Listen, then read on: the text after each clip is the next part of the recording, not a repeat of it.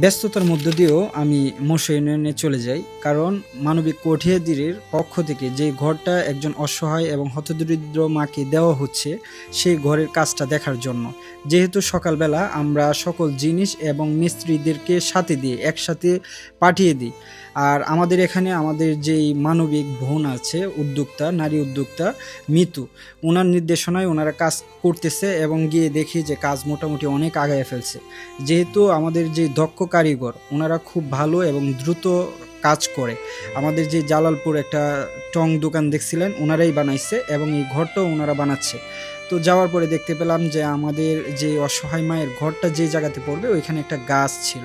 তো আমাদের লোকেরাই গাছটা কাটাকাটির কাজ করছে, আলহামদুলিল্লাহ। তো আমি যতক্ষণ ছিলাম মোটামুটি অনেকটুকু কাজ আগায় ফেলছে ওনারা। আমি আসার পরে জানতে পারলাম মোটামুটি কাজ সম্পূর্ণ দিকে। অনেক রাত হয়েছে বিদায় আমরা পুরো ভিডিওটা দিতে পারি নাই। আমাদের ঘর উদ্বোধন করবেন আমাদের মাননীয় উপজেলা নির্বাহী অফিসার জনাব মাইদুল ইসলাম স্যার।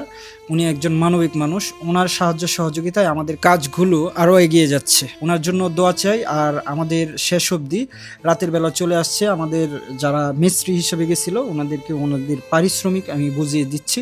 সকলের দোয়া এবং সহযোগিতা চাই। এগিয়ে আসুন মানবতার সেবায়।